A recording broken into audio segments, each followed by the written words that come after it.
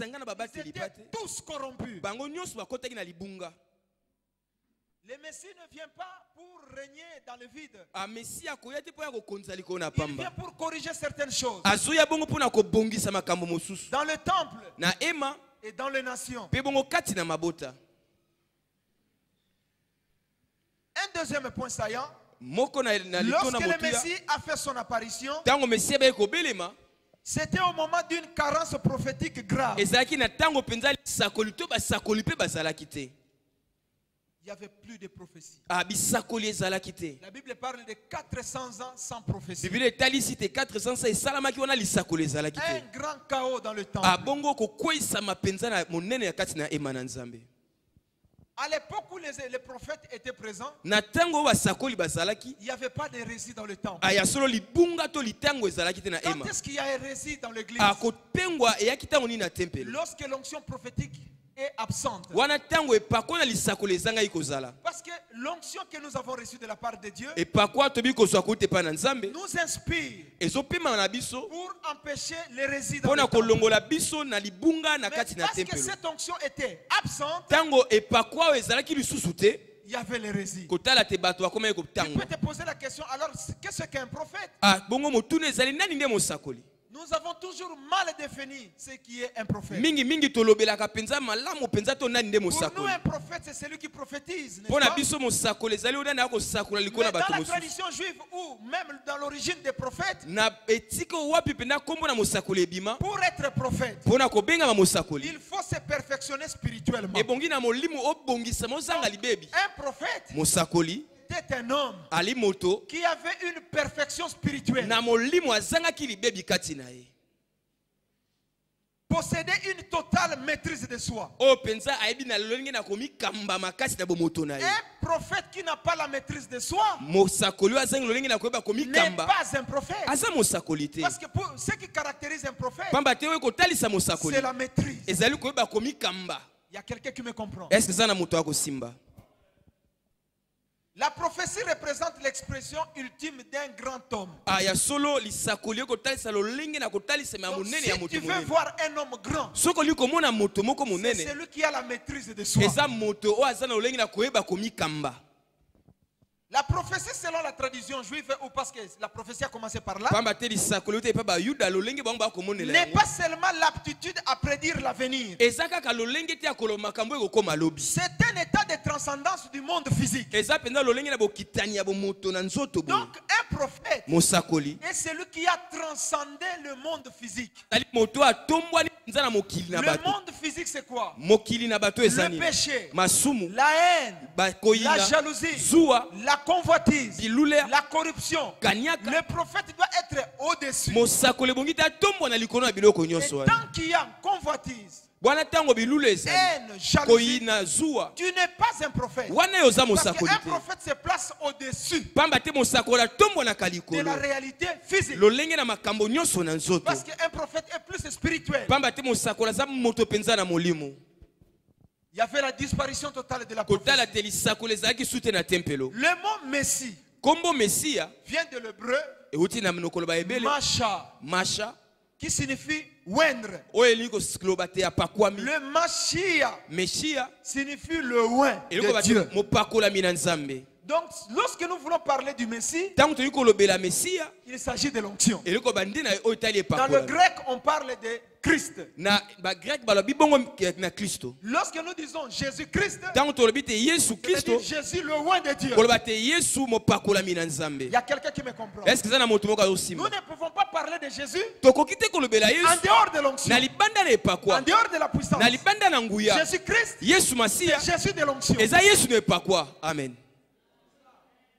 Jésus-Christ, c'est Jésus de la guérison. Le Jésus des miracles. Nous ne pouvons pas prêcher l'évangile s'il n'y a pas de miracle. Il y a quelqu'un qui comprend. S'il n'y a pas de miracle, vous ne pouvez pas prêcher Jésus. Le Jésus que nous prêchons, c'est le Jésus de oint, le oint de Dieu. Et il a dit ceci: l'onction du Seigneur est sur moi,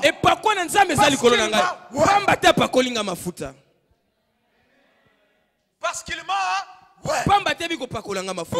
Pona délivrer les captifs. Kokangola bakanga. Proclamer une année de grâce. Kosangola mbula moko na ngolu. Écoutez.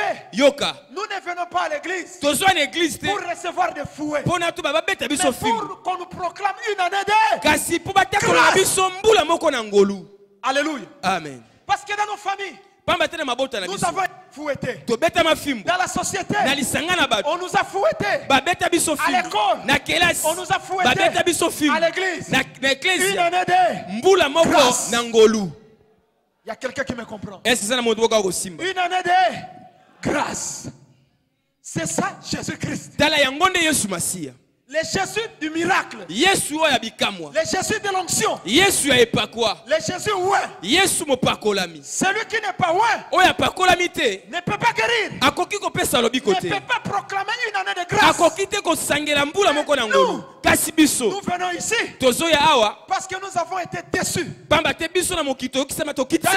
familles, dans la société, dans la vie, nous étions déçus. Nous venons à l'église. Parce que Jésus-Christ est Seigneur. Il y a quelqu'un qui me comprend. Est-ce que ça n'a moto à simba? Il y a quelqu'un qui me saisit. Est-ce que ça n'a moto à simba? La mission du Messie. Ah, Moussala le Messie. Pourquoi le Messie apparaît? La Bible dit. Le Fils de l'homme apparu afin de détruire l'œuvre du diable.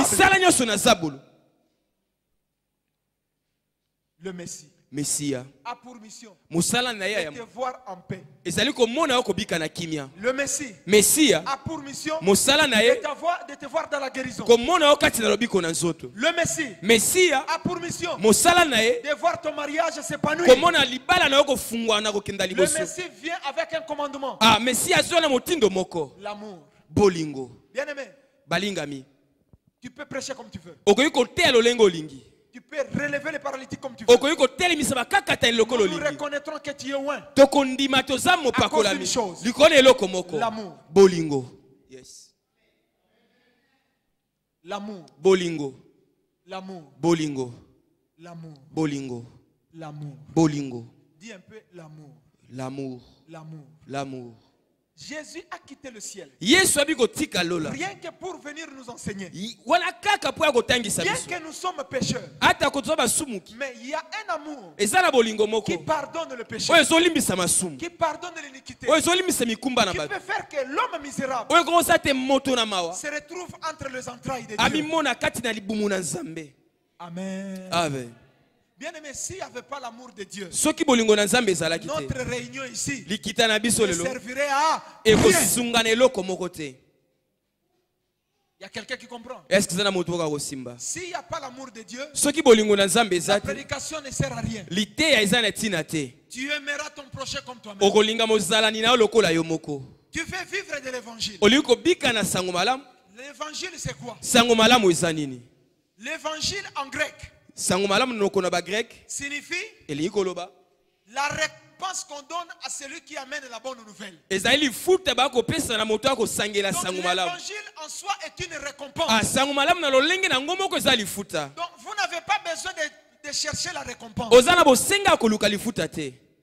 Il y a quelqu'un qui me comprend. Vous n'avez pas besoin de chercher la récompense. Parce que dès que vous annoncez la bonne nouvelle, vous avez la récompense. Donc, si tu n'as pas de récompense, c'est que tu prêches n'est pas la bonne nouvelle. Alléluia. Amen. Si tu n'as pas de récompense dans ta vie, si tu n'as pas de récompense dans ton ministère, c'est que tu prêches, ce n'est pas l'évangile. Ce n'est pas la bonne nouvelle. Parce que toute bonne nouvelle possède une récompense. La Bible dit, tu serviras l'Éternel et l'Éternel prendra soin de ta maison. Alléluia. Amen. Nous n'avons pas besoin de les réclamer. Parce que c'est déjà écrit. Noir sur blanc. Que tu serviras l'Éternel et l'Éternel, le Dieu fidèle, qui connaît ma vie, me donnera la récompense. Est-ce qu'il y a quelqu'un qui me comprend? La mission du Messie. Mosala le Messia. La seule condition pour qu'on puisse te reconnaître que tu ressembles à Dieu. La Bible dit que Dieu est amour. Pour qu'on le reconnaisse, qu'on te reconnaisse que toi, tu es de Dieu. Tu dois être capable d'aimer. Les anges ne sont pas capables d'aimer. Seul Dieu peut aimer. Après Dieu, l'homme. Et c'est le message que Jésus-Christ est venu annoncer aux humains. Pour redonner la ressemblance à Dieu. Comment pouvons-nous ressembler à Dieu? Lorsque nous sommes capables d'aimer notre prochain. La Bible dit, celui qui n'aime pas son frère est un meurtrier. Donc il a perdu la ressemblance de Dieu. Même si tu prêches, si cette prédication n'a pas pour origine l'amour, tu es un meurtrier. Je le répète, si tu prêches sans amour, ta prédication est un meurtre. Et tu es un meurtrier. Et la Bible dit, le meurtrier n'héritera pas le royaume de Dieu. Si tu donnes un conseil à ton enfant, et que ce conseil n'est pas stigmatisé par l'amour, tu es un meurtrier. Si tu enseignes la Bible en dehors de l'amour pour détruire les autres, ton enseignement est un meurtre. Et toi, tu es un meurtrier. Si tu es en train de prier et que ta prière manque d'amour, ta prière est un meurtre. Combien de meurtriers avons-nous formés dans nos églises? Nous leur enseignons le combat spirituel, mais sans amour. C'est un meurtre.